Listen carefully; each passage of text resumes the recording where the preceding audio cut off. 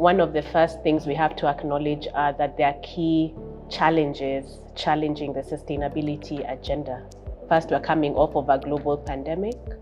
We are experiencing a lot of global economies in recession, and at the same time, there's still a war in Ukraine. So these three main factors really have a huge influence in whether or not we're able to drive progress really towards the Sustainable Development Goals.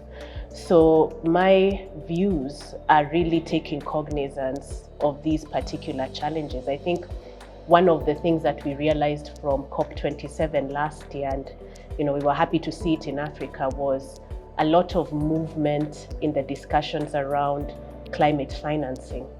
That specifically means the sources of finance that will go towards projects, initiatives that actually mitigate and adapt against the effects of climate change.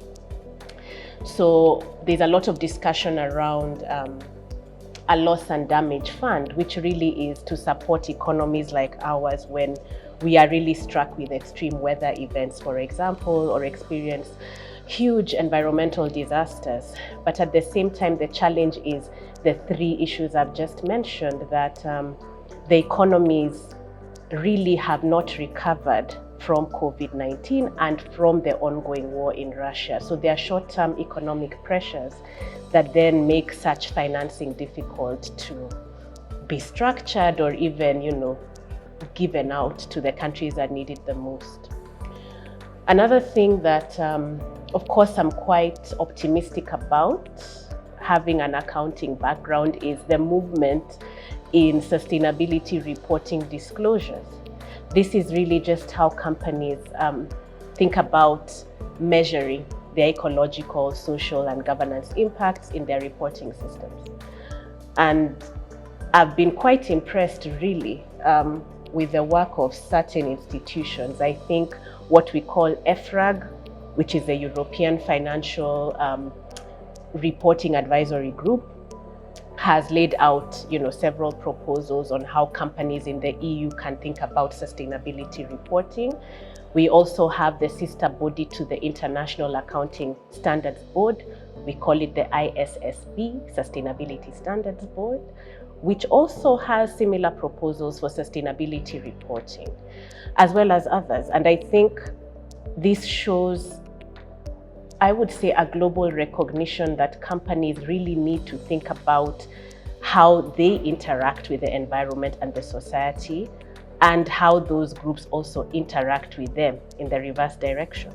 So there's a lot of movement in that. The complexity, though, is that you see that there's a lot of disconnection and confusion sometimes with companies, because you're kind of wondering which framework should I follow. There are several sustainability reporting frameworks. So which one is the correct one, in quotes? There's also a difficulty with establishing and measuring certain impacts, especially the ones that are indirect. And there's also been a lot of critique last year, and it probably will continue this year, about whether the disclosures made are actually representative of what's happening. So there's a lot of what we call greenwashing. But now what I think we will see moving forward, and I'm hopeful, is ways to actually assure these reports. Of course, there are these mechanisms already, but I think we need to really put resources further in that, just to make sure that institutions report what's actually happening on the ground, so to say. In our market, I think, the Nairobi Securities Exchange has, put out ESG disclosure guidance. I think that's quite promising also for our companies. And we've seen also the CBK putting forward climate risk reporting guidelines, also very promising. Another key thing, and it's picking up from this discussion around climate change and the associated risks. For some while now, I think we've now recognized that climate risk is business risk, it's investment risk, it's financial risk. That's also very promising. You find, actually Larry Fink, who is the CEO of BlackRock, one of the largest investment firms in the world, writes an annual letter to CEOs. And since 2018, increasingly the tone of his letters has had the view that companies really need to think about their sustainability and to prioritize that, and to think really specifically about climate risk. Now, coming to our side, yes, the CBK has put out these guidelines, but there's also a lot of complexity for the typical Kenyan organization. The moment you start thinking about, even greenhouse gas emissions and understanding how these are measured and tracked, it's a lot of work, it's a lot of responsibility. And we definitely need more guidance and resources channeled there.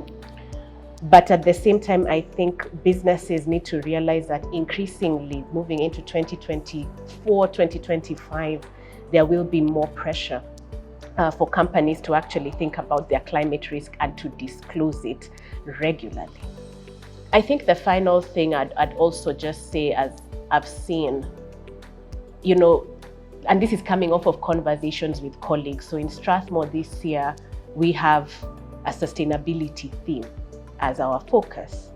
And one of the main discussions has been, how do we actually make it meaningful? Not just in programs or research, but even in other ways the university engages with society.